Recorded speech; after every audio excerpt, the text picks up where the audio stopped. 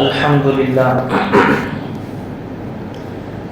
لله نحمده ونصلي على رسوله الكريم أما بعد فقد قال الله تعالى في محكم التنزيل فأعوذ بالله من الشيطان الرجيم بسم الله الرحمن الرحيم والسابقون الأولون من المهاجرين والأنصار والذين اتبعوهم بإحسان رضي الله عنهم ورضوا عنه صدق الله العظيم وقال نبينا عليه الصلاة والسلام أصحابي كالنجوم فبأيهم اقتديتم اهتديتم أو كما قال صلى الله عليه وسلم. கண்ணியமிக்க அல்லாஹ்வின் நல்லடியார்களே, அல்லாஹ் சுப்ஹானஹு வ தஆலா குர்ஆன்ல ஒரு ஆயத்துல இவ்வாறு சொல்லுவான், வஸாபிகூனல் அவ்வலூன மினல் முஹாஜிரீன வல் அன்சார் வல்லதீன தபஊஹும் பிஇஹ்சான் ரலியல்லாஹு அன்ஹும் வரது அன்.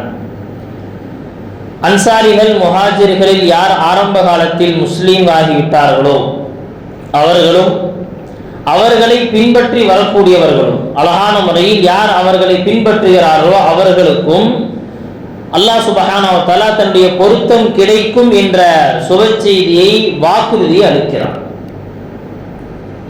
இன்னொரு ஹதீஸில் நபி ஸல்லல்லாஹு அலைஹி வஸல்லம் அவங்க சொல்லுவாங்க, அஸ்ஹாபி கன்னுஜூம், என்னுடைய தோழர்கள் வானத்தில் மின்னுகின்ற நட்சத்திரங்களை போல.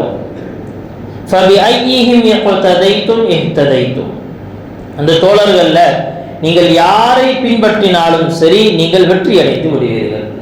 கண்ணியமிக்க அல்லாஹ்வின் நல்லடியார்களே, நபி ஸல்லல்லாஹு அலைஹி வஸல்லம் அவர்களுடைய தோழர்கள் சஹாபாக்கள் எவ்வளவு உயர்ந்த அந்தஸ்து உடையவர்கள் என்று சொன்னால், எவ்வளவு உன்னதமானவர்கள் என்று சொன்னால், அவர்களை பின்பற்றுகிறவர்கள் கட்டாயம் வழிகட்டு போகவே முடியாது.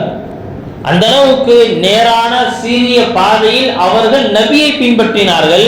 எனவே அவர்களை யார் பின்பற்றினாலும் எந்த தோழரை பின்பற்றினாலும் அவர்கள் வழிகட்டு விடமாட்டார்கள் என்பதாக நபி அவர்கள் கேரண்டி கொடுக்கிற அளவுக்கு சஹாபாக்கள் தன்னுடைய வாழ்க்கையை அமைத்திருந்தார்.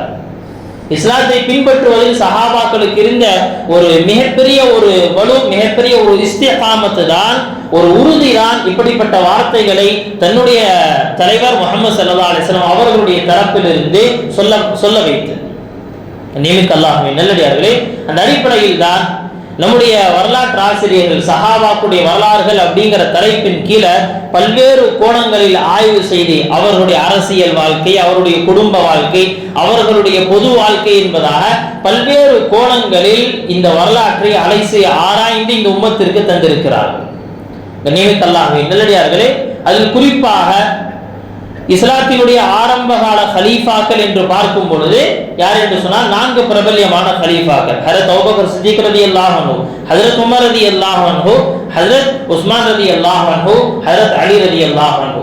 இந்த 4 நபர்களும், இந்த 4 ஹலீஃபாக்களும் இஸ்லாத்தினுடைய ஆரம்ப கட்ட ஹலீஃபாக்கள்.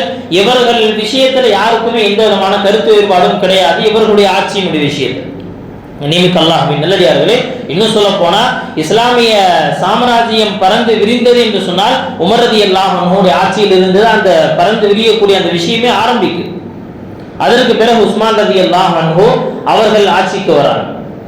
இந்த துல்ஹஜ் மாதத்துல உஸ்மான் ரலியல்லாஹு அன்ஹு அவர்களுடைய சில விஷயங்களை நாம் நினைவுக்கு கொண்டு வர வேண்டும். காரணம் என்னவென்று சொன்னால், துல்ஹஜ் மாதத்தை பொறுத்த வரைக்கும் எப்படி ஹஜ்ஜுடைய ஒரு கடமையை பற்றி பேசுகிறோமோ அதே போல உஸ்மான் ரலியல்லாஹு அன்ஹு அவர்களுடைய வாழ்க்கை சம்பந்தமாக சில விஷயங்களை பேசணும். காரணம் என்ன, அவர்களுடைய ஷஹாதத் என்று சொல்லப்படக்கூடிய வீர மரணம் நிகழ்ந்தது இந்த துல்ஹஜ்ஜுடைய மாதத்தில் தான். துல்ஹஜ்ஜுடைய இதே மாதம் சில வரலாற்று ஆசிரியர்கள் துல்ஹஜ் 12 என்பதாக சொல்றாங்க, சில வரலாற்று ஆசிரியர்கள் 17, சில வரலாற்று ஆசிரியர்கள் 18. மொத்தத்தில் துல்ஹஜ் மாதத்தில் தான் அவர்கள் கொலை செய்யப்பட்டார்கள், ஷஹீதாக்கப்பட்டார்கள் என்ற விஷயத்தை வரலாற்று ஆசிரியர்கள் குறிப்பிடுவதால் நம்முடைய உலமாக்கள் என்ன செய்யறாங்க சொன்னா, அந்த மாதம் வரும் பொழுது அவர்களை பற்றி உண்டான சில விஷயங்களை என்ன செய்யறாங்க நம்முடைய நினைவுக்கு கொண்டு வருகிறார். கண்ணியமிக்க அல்லாஹ்வின் நல்லடியார்களே, அடிப்படையில் ஹஜ்ரத் உஸ்மான் ரலியல்லாஹு அன்ஹு அவர்கள் எப்ப இஸ்லாத்தை ஏற்றுக்கொண்டாங்க அப்படின்னு சொன்னா, எப்ப நபி ஸல்லல்லாஹு அலைஹி வஸல்லம் ஹஜ்ரத் அபூபக்கர் ரலியல்லாஹு அன்ஹு அவர்களிடத்தில் இஸ்லாத்தை பற்றி சொன்னார்களோ அதற்கு பிறகு அன்றைய நாளே இஸ்லாத்தை ஏற்றுக்கொண்ட ஆரம்ப கட்ட இஸ்லாத்தின் மிக முக்கியமான தூண் என்பதாக சொல்லலாம். மிக முக்கியமான தூண் என்பதாக சொல்லலாம். உஸ்மான் ரலியல்லாஹு அன்ஹு அவர்கள் நபி ஸல்லல்லாஹு அலைஹி வஸல்லம் அவர்களுடைய பரம்பரையில் முன்னால் போய் சேரக்கூடியவங்க. ஹஜ்ரத் உஸ்மான் ரலியல்லாஹு அன்ஹுவுடைய தந்தை வழியும் நபி ஸல்லல்லாஹு அலைஹி வஸல்லம் அவருடைய தந்தை வழியும் என்னன்னா ஒரு 5 தலைமுறைக்கு அப்புறம் என்ன ரெண்டு ஒன்று சேரும். இன்னும் சொல்ல போனா ஒரு விதத்துல நபி ஸல்லல்லாஹு அலைஹி வஸல்லம் அவர்களுக்கு சகோதரன் மகன் என்ற முறையும் கூட வருகிறது என்பதாக நமக்கு சொல்லி காட்டுகிறார். நினைவுக்கு அல்லாஹ்வின் நல்லடியார்களே, இப்படி உஸ்மான் ரலியல்லாஹு அன்ஹு அவர்கள் வம்சத்தால நபியோடு ரொம்ப நெருக்கமானவர்கள். அதை விட இன்னும் அதிகமாக சொல்லுவாங்க, தன்னுடைய மகள் அவர்களை திருமணம் செய்து கொடுக்கும் பொழுது, உஸ்மான் ரலியல்லாஹு அன்ஹு அவர்களுக்கு திருமணம் செய்து வைக்கும் பொழுது நபி ஸல்லல்லாஹு அலைஹி வஸல்லம் சொன்னாங்களா, மகளே உனக்கு நான் ஒரு நபரை திருமணம் செஞ்சு வைக்க போறேன், அவர் எப்படி இருப்பார் தெரியுமா, அவர் நம்முடைய தந்தை ஹஜ்ரத் இப்ராஹீமுக்கு ஒப்பாக இருப்பார். அவர்களுடைய தோற்றம் இருக்கு இப்ராஹிம் அலைஹிஸ்ஸலாமுடைய தோற்றத்திற்கு ஒப்பானது. அதற்கு அடுத்து சொன்னாங்க உன்னுடைய தந்தையுடைய தோற்றத்திற்கும் ஒப்பானது என்பதாக சொல்லுவாங்க. இந்த ஹதீஸை எடுத்து சொல்லுவார்கள், ஹஜ்ரத் இப்ராஹிம் அலைஹிஸ்ஸலாம் அவர்களுடைய அந்த தோற்றத்திற்கு ஒப்பானவர்கள் தான் ஹஜ்ரத் உஸ்மான் ரலியல்லாஹு அன்ஹு. அதே போல நபி அவர்களுடைய தோற்றத்திலும் ஒப்பாக இருப்பார்கள் என்பதாக அந்த ஹதீஸிலிருந்து விளக்கம் சொல்லப்படுகிறது. நினைவுக்கு அல்லாஹ்வின் நல்லடியார்களே, இப்படிப்பட்ட தோற்றத்தாலும் கூட நபி அவர்களுக்கு ரொம்ப ஒத்ததாக இருந்த ஹஜ்ரத் உஸ்மான் ரலியல்லாஹு அன்ஹு இவர்கள் உமர் ரலியல்லாஹு அன்ஹு அவருடைய மரணத்திற்கு பிறகு, அவர்களுடைய ஷஹாதத்திற்கு பிறகு என்ன செய்றாங்க, கலீஃபாவாக அவர்கள் வருகிறார்கள். அவர்களுக்குள்ள நிறைய நல்ல தன்மைகள் இருந்துச்சு. இன்னும் சொல்ல போனா உஸ்மான் இப்னு அஃபானுடைய மகன் உஸ்மான் அப்படின்னு சொல்றத விட பெரும்பாலும் எப்படி சொல்றாங்க அப்படின்னு சொன்னா உஸ்மானே கனி, செல்வந்தர், சீமான் உஸ்மான் என்பதாகத்தான் சொல்றாங்க. காரணம் என்னவென்று சொன்னால் அல்லாஹ்வுடைய தீனுக்காக பணக்காரர் உஸ்மான் என்று அவர்களுக்கு அதுக்கு அர்த்தம் கிடையாது. காசு நிறைய வச்சிருக்கிறவரு அப்படிங்கிறது அர்த்தம் இல்ல. இருக்கக்கூடிய காசுகளை எல்லாம், பணங்காசுகளை எல்லாம் எப்படியெல்லாம் அல்லாஹ்வுடைய தீனுக்காக கொடுத்தார்கள் அப்படிங்கிறதுல தான் அவர் பெயர் போனவர். நினைவுக்கு அல்லாஹ்வின் நல்லடியே, சஹாபாக்கள்ல யாரெல்லாம் செல்வந்தர்களாக அறிமுகப்படுறாங்களோ அவர்கள் காசு சம்பாதித்தனால மட்டும் உயர்ந்தவர்கள் அல்ல, மாறாக எப்பெல்லாம் உம்மத்திற்கு தேவை ஏற்பட்டதோ, எப்பெல்லாம் சமூகத்திற்கு தேவை ஏற்பட்டதோ, எப்பெல்லாம் நபி அவர்கள் கேட்டார்களோ அப்பெல்லாம் வாரி வாரி கொடுத்தவர்கள். நினைவுக்கு அல்லாஹ்வின் நல்லடியார்களே, இதுல ரொம்ப பிரபல்யமான ஒரு சம்பவம் இருக்கு. ஹஜ்ரத் உஸ்மான் ரலியல்லாஹு அன்ஹு அவர்கள் ஹிஜ்ரத் செஞ்சு மதீனாவுக்கு வந்த பிறகு மதீனாவில் முஸ்லிம்களுக்கு குடிப்பதற்கு தண்ணீர் இல்ல. இந்த நேரத்தில் என்ன செய்யறாங்கன்னா ஒரு யூதனிடத்திலிருந்து நிறைய காசுகளை கொடுத்து என்ன செய்யறாங்கன்னு சொன்னா ஒரு கிணற்றை விலைக்கு வாங்கி உம்மத்துக்கு வக்ஃப் செஞ்சுட்டாங்க. இதை முஸ்லீம்கள் யார் வேண்டுமானாலும் பயன்படுத்திக் கொள்ளலாம் என்பதாக சொல்லி அவர்கள் அனுமதி அளித்தார்கள் என்று சொன்னால் அது மிகப்பெரிய ஒரு காசு, மிகப்பெரிய ஒரு அதற்கு மதிப்பு சொல்லப்பட்டு எவ்வளவு மதிப்பாக இருந்தாலும் கொடுப்பதற்கு தயார். காரணம் என்னவென்று சொன்னால் இதை வாங்கி கொடுத்தவருக்கு சொர்க்கத்தினுடைய சுபசி அவ்வளவுதான். நினைவுக்கு அல்லாஹ்வின் நல்லடியார்களே, இப்படி உம்மத்திற்காக சமூகத்திற்காக வாரி வழங்குவதில் ரொம்ப அலாதியானவர்கள். ஒரு சமயத்தில் சொல்லப்படுது உஸ்மான் ரலியல்லாஹு அன்ஹு தன்னுடைய ஜுப்பாவினுடைய தன்னுடைய ஆடையினுடைய கைப்பகுதி இப்படி ரெண்டையுமே கட்டிக்கிட்டாங்க. பாருங்க, இந்த மாதிரி ரெண்டையுமே கட்டிக்கிட்டாங்க. கட்டி என்ன செய்யறாங்க, ஏதோ ஒன்று நரைச்சிக்கிட்டு அப்படியே கொண்டு வராங்க. இப்படி நல்லா புடிச்சுக்கிட்டாங்க. புடிச்சு என்ன செய்யறாங்க, அப்படி நரைச்சிட்டு வர்றாங்க. வந்து நபி ஸல்லல்லாஹு அலைஹி வஸல்லம் மடியில அப்படியே கையை விடுறாங்க. பார்த்தா என்ன ஆகுன்னு சொன்னா அப்படியே அந்த தீனார் திருகங்கள் கொட்டுது. நபி ஸல்லல்லாஹு அலைஹி வஸல்லம் அந்த நேரத்துல உம்மத்துடைய பண தேவையை சொன்னாங்க. அதற்காக எப்படி செஞ்சாங்கன்னு சொன்னா அப்படியே கொண்டு வந்து நபியுடைய மடியில கொட்டினார்கள் செல்வத்தை.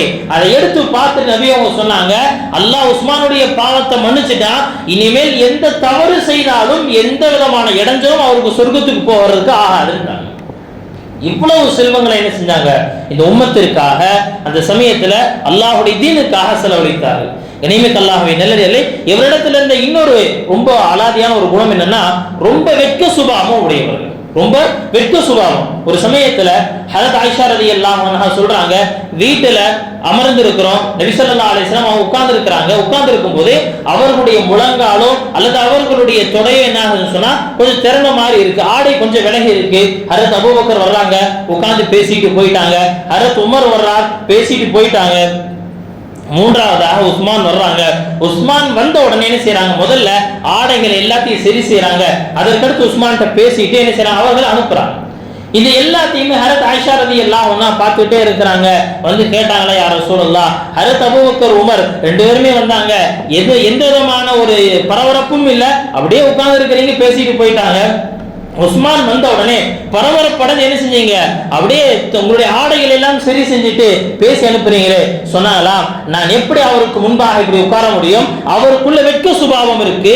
அது மட்டும் இல்ல, யாரை பார்த்து மலக்குகளே வெட்கம் கொள்றாங்களோ அவரிடத்துல எப்படி நான் இப்படி உட்கார முடியும் என்பதாக ஹரத் நபி ஸல்லல்லாஹு அலைஹி வஸல்லம் கேட்டாங்க. நல்லடியிலே அந்த அளவுக்கு ஹரத் உஸ்மான் ரலியல்லாஹு அன்ஹு வெட்க சுபாவம் உடையவர். இன்னும் சொல்றாங்க, நான் எப்பொழுது நபியுடைய கையை பிடித்து பைஅத் செஞ்சு முஸ்லிமானேனோ அன்றிலிருந்து என்னுடைய வாழ்க்கையில் என்னுடைய வலது கரத்தால் என்னுடைய மர்ம உறுப்பை கூட நான் தொட்டது கிடையாது. மர்ம உறுப்பை என்னுடைய வலது கையால் தொட்டதில்லை. பொதுவாகவே மர்ம உறுப்பை வலது கையால் தொடுவது மக்ரூஹ் என்பதாகத்தான் சொல்லப்படுது. ஏன்னா அந்த வலது மர்ம உறுப்புகளை தொடுவதற்காக, அதை சுத்தம் செய்வதற்காக என்ன செய்யப்படுதுன்னு சொன்னா, மார்க்கத்துல விரும்பப்பட்ட கரம் என்று சொன்னால் அது இடது கை தான். அதனால என்ன செய்வது, வலது கையால் சுத்தம் செய்வது மக்ரூஹ் என்பதாக சொல்லப்படுது. ஆனா சுத்தம் பண்ணா சுத்தமா அது வேற விஷயம். ஆனால் என்ன அப்படின்னு சொன்னா, இது ஒரு நல்ல விஷயம், நல்ல தன்மை கிடையாது என்பதாக நமக்கு சொல்லப்படுது. கண்ணியமிக்க அல்லாஹ்வின் நல்லடியார்களே, ஹரத் உஸ்மான் ரலியல்லாஹு அன்ஹு சொல்றாங்க, நான் இஸ்லாத்தை ஏற்றதிலிருந்து, நபியுடைய கையை பிடித்து பைஅத் செய்ததிலிருந்து இந்த கரத்தை வைத்து என்ன செஞ்சது கிடையாது, நான் மர்ம உறுப்பை தொட்டது கிடையாது என்பதாக சொல்லுவாங்க. அது மட்டும் இல்ல, அவர்களிடத்தில் இருந்த இன்னொரு பெரிய குணம் என்னவென்று சொன்னால், அவர்கள் மிக அதிகமாக அழக்கூடியவர்கள், மிக அதிகமாக அழுவாங்க.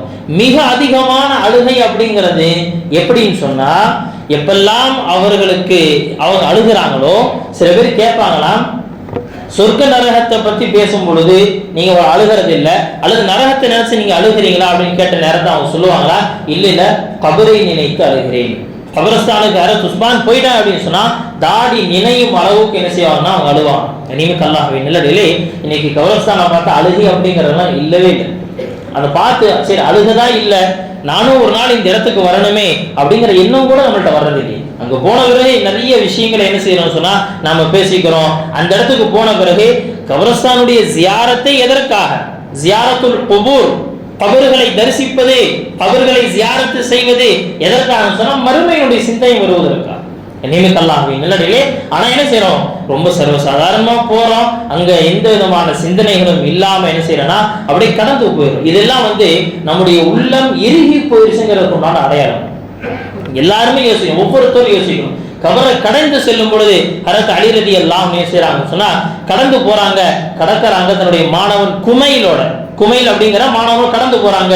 கபரஸ்தான கடந்து போன பிறகு சொன்னாங்களா, ஓ குமைலே, இந்த நபர்கள் இடத்துல நாம கேள்வி கேட்டா அவங்க என்ன பதில் சொல்லுவாங்க தெரியுமா, முதல்ல நாம அவங்களுக்கு விஷயத்தை சொல்லிடுவோம் அப்படின்னு சொல்லிட்டு சொன்னாங்களா, இந்த கபர்வாசிகளே நல்லா கேட்டுக்கோங்க, உங்களுடைய குடும்பம் சம்பந்தமா நாங்க உங்களுக்கு தகவலை சொல்றோம், நியூஸ் சொல்றோம். என்ன தெரியுமா, உங்களுடைய மனைவிகள் அடுத்து நிக்கா செஞ்சுட்டு போயிட்டாங்க, உங்களுடைய சொத்துக்கள் வாரிசுகள் பிரிச்சுட்டு போயிட்டாங்க, உங்களுடைய குழந்தைகள் எத்தீம்கள் ஆயிட்டாங்க, அவ்வளவுதான். இது எங்கள் தரப்பிலிருந்து உள்ள நியூஸ், நீங்க ஏதாவது எங்களுக்கு சொல்லுங்களே அப்படின்னு சொல்லிட்டு மாணவன் குமைலை பார்த்து சொன்னாலா, குமைலே, இவர்கள் சொல்வதாக இருந்தால் என்ன தெரியுமா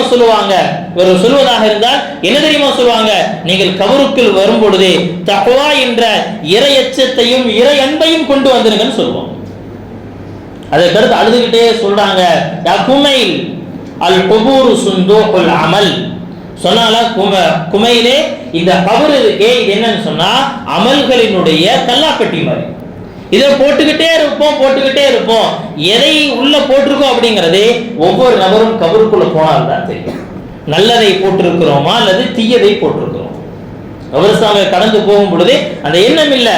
ஆனால் ஹரத் உஸ்மான் ரலியல்லாஹு அன்ஹு அவர்களை பற்றி சொல்லப்படுது, கபரஸ்தானுக்கு போயிட்டு அப்படி அழுவாங்க, தாடி நினையும். சில சமயத்துல மூச்சிறைத்து என்ன செஞ்சிருவாங்க, மயக்கம் போட்டு கீழே விழுந்துருவாங்க. மௌத்தாயிட்டாங்களோ அப்படின்னு நினைக்கிற அளவுக்கு என்ன செய்வானா, அப்படியே மயக்கம் போட்டு விழுந்துருவாங்க. சில சமயத்தில் கபரஸ்தானில் இருந்து ஜனாசாவை தூக்கி வருவதை போல அவரை தூக்கிட்டு வந்திருக்கிறாங்க. கேட்டாங்களா, கபரை பார்த்தா மட்டும் ஏங்க இப்படி அழுகிறீங்க? சொன்னாலா, மறுமையினுடைய தங்குமிடங்களில் முதல் தங்குமிடம் இதுதான்.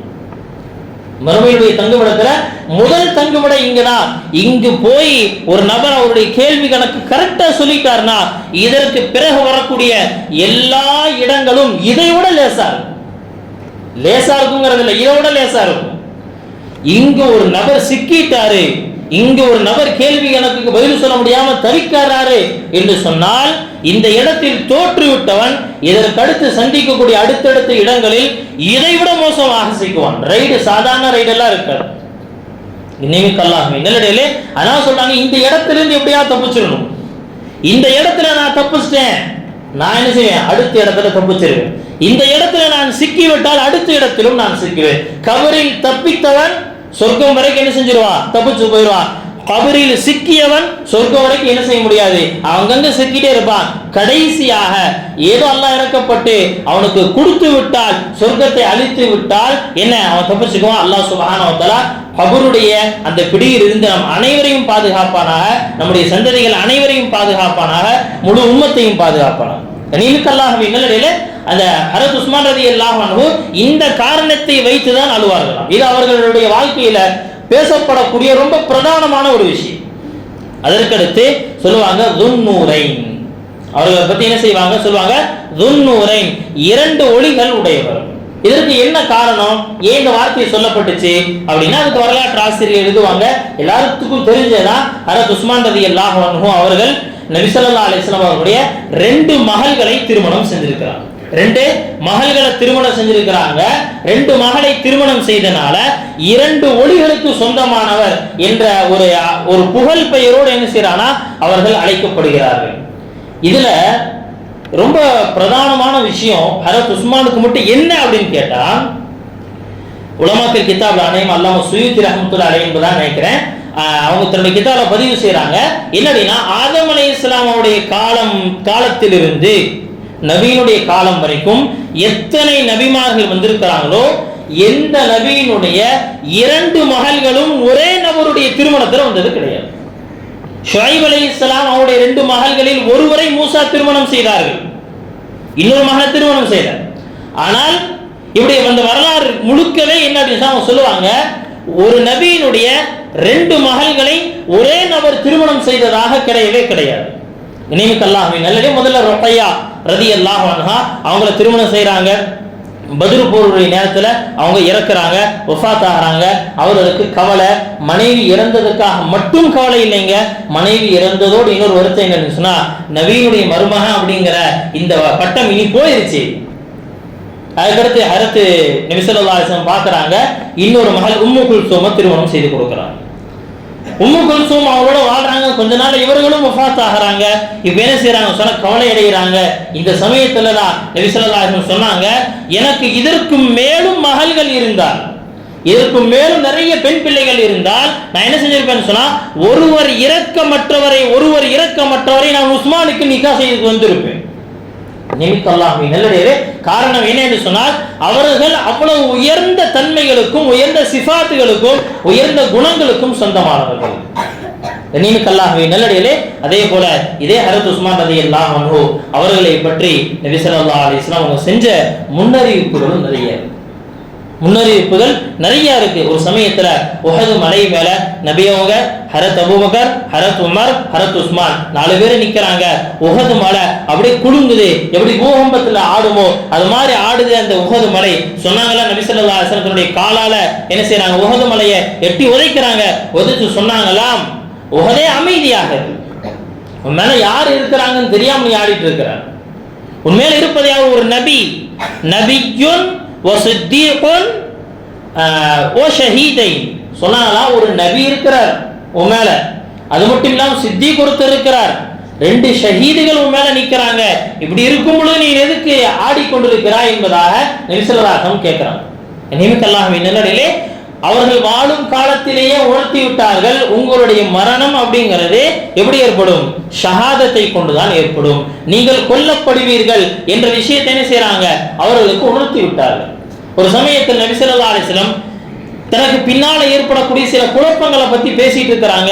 குழப்பங்களை பத்தி பேசிட்டு இருக்கும் பொழுது என்ன செய்யறாங்கன்னு சொன்னாங்களா, பின்னால ஏதோ போர்வை பத்தி ஒரு நபர் அப்படியே போயிட்டு இருக்கிறார். சொன்னாங்களா ஏதோ இவர் போராடு தெரியுங்களா, இவரை என்ன செய்வான்னா மக்கள் கொன்றுவாங்க அப்படின்னு. அந்த ஹதீஸின் அறிவிப்பாளர் சொல்றாரு, நான் அவசர அவசரமா என்ன செஞ்சேன், யார் போறேன் அப்படி கூர்ந்து கவனிச்சு பார்க்கிறேன், பார்த்தா உஸ்மான் நான் போய் கொண்டிருக்கிறேன், உஸ்மான் போய் கொண்டிருக்கார் சொன்னால இவரை மக்கள் கொன்று விடுவார்கள். இன்னொரு சமயத்தில் என்ன செய்யறாங்க, நபி ஸல்லல்லாஹு அலைஹி வஸல்லம் சொன்னாங்க, குழப்பமான ஒரு காலம் ஏற்படும், குழப்பமான ஒரு காலம் ஏற்படும். அந்த நேரத்துல உஸ்மானுடைய தோழர்களோடு நீங்கள் இணைந்து கொள்ளுங்கள் என்பதாக நபி ஸல்லல்லாஹு அலைஹி வஸல்லம் சொன்னாங்க. நீமிக்கல்லாஹ்வின் நல்லடியார்களே, இன்னும் சொல்லுவாங்க நபி அவங்க, லிகுல்லி நபிய்யுன் ரஃபீகுன் ஃபில் ஜன்னah, லிகுல்லி நபிய்யின் ரஃபீகுன் ஃபில் ஜன்னah, ஒவ்வொரு நபிக்கும் சுவனத் தோழர் அப்படின்னு ஒரு நபர் அல்லாஹ் முடிவு செஞ்சிருக்கிறான். வ ரஃபீகி ஃபீஹா உஸ்மான் இப்னு அஃபான், என்னுடைய சுவனத் தோழராக அல்லாஹ் உஸ்மானை முடிவு செய்திருக்கிறான். நீமிக்கல்லாஹ்வின் நல்லடியார்களே, அவ்வளவு உயர்ந்த சஹாபி, அவ்வளவு உயர்ந்த சஹாபி. காரணம் என்ன, அவருடைய குணத்தால், அவர்கள் அல்லாஹ்வுடைய பாதையில் செலவு செய்யக்கூடியதால், சமூகத்தின் மீது கொண்ட அக்கறையால், அது மட்டும் இல்ல தன்னுடைய ஆட்சியில கடைசியாக அவர் கொல்லப்படக்கூடிய அந்த நேரத்தில் என்ன செய்யறாங்கன்னு சொன்னா, மக்கள் எல்லாம் இவருடைய ஆதரவாளர்கள், உஸ்மான் ரலியல்லாஹு அன்ஹு அவருடைய ஆதரவாளர்கள் என்ன செய்யறாங்க, கிளர்ச்சியாளர்களோடு போர் செய்வதற்கு தயாராகிறாங்க. அந்த சமயத்துல சொன்னாங்களா, உஸ்மான் ரலியல்லாஹு அன்ஹு அவங்களோடு போர் செய்யாதீங்க, என்ன செஞ்சீங்கன்னா அவர்களை விட்டுருங்க என்பதாக சொல்லி அவங்க சொல்லிட்டாங்க. அது மட்டும் இல்லாம அந்த நேரத்துல மேல ஏறி என்ன செய்யறாங்கன்னா ஒரு பிரசங்கம் ஒண்ணு நிகழ்த்துறாங்க. மேல ஏறின்னு சொன்னாங்களா, வீட்டினுடைய அந்த முகத்துல எல்லாம் வெளியே நிக்கிறாங்க, என்ன செய்ய அவர்களை பார்த்து பேசுறாங்களா, நீங்க யார கொல்ல நினைக்கிறீங்க, யார கொலை செய்ய நினைக்கிறீங்க, நான் எந்த தவறுமே செஞ்சது கிடையாது, இஸ்லாத்தை ஏற்றுக்கொண்டதிலிருந்து நான் மது அருந்தியது கிடையாது, இஸ்லாத்தை ஏற்றுக்கொண்டதிலிருந்து நான் இன்ன காரியத்தை செய்தது கிடையாது என்பதாக சில விஷயங்களை சொல்லிட்டு சொன்னாங்களா, இன்றைய நாள் நீங்க என்னை கொன்னுட்டீங்கன்னு சொன்னா கியாமத் வரைக்கும் இந்த உம்மத்து ஒரு தலைமையின் கீழ் ஒன்று சேர முடியாது. நடக்குதா இல்லையா, இன்னைக்கு பார்த்துட்டே இருக்கிறோம். நீமிக்கல்லாஹ்வின் நல்லடியார்களே, இதுதான் நிகழ்ந்து கொண்டிருக்கு.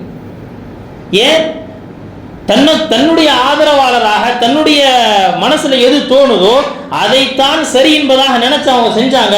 அதனுடைய பாதிப்பு இன்றைக்கு இந்த உம்மத் அனுபவிச்சு கொண்டிருக்கு. நீமிக்கல்லாஹ்வின் நல்லடியார்களே, ஆனால் ஒரு விஷயம் நபி ஸல்லல்லாஹு அலைஹி வஸல்லம் ரொம்ப தெளிவா சொல்லிட்டு போயிட்டாங்க, இந்த உலகத்துல முஃமின்களுக்கு சோதனை ஏற்படும், சோதனை எப்படி ஏற்பட்டாலும் அவர்கள் சருகாமல் இருக்க வேண்டும். அவங்க சருகாம இருக்கணும். எப்படி இருக்கணும், தீனின் மீது, மார்க்கத்தின் மீது நிலைத்திருப்பவர்களாக இருக்க வேண்டும். அப்படி இருந்துட்டா அல்லாஹ் சுப்ஹானஹு வ தஆலா எப்படிப்பட்ட சோதனைகள் வந்தாலும் இந்த உம்மத்திற்கு உயர்வை அளித்தே தீருவான். அல்லாஹ் சுப்ஹானஹு வ தஆலா எப்படிப்பட்ட சோதனைகள் வந்தாலும் தீனின் மீதும் மார்க்கத்தின் மீதும் எப்படி ஹஜ்ரத் உஸ்மான் ரலியல்லாஹு அன்ஹு அவர்கள் நிலைத்திருந்தார்களோ அது போன்றே நிலைத்திருக்கக்கூடிய நற்பாக்கியத்தை நம் அனைவருக்கும் தந்தருள்வானாக.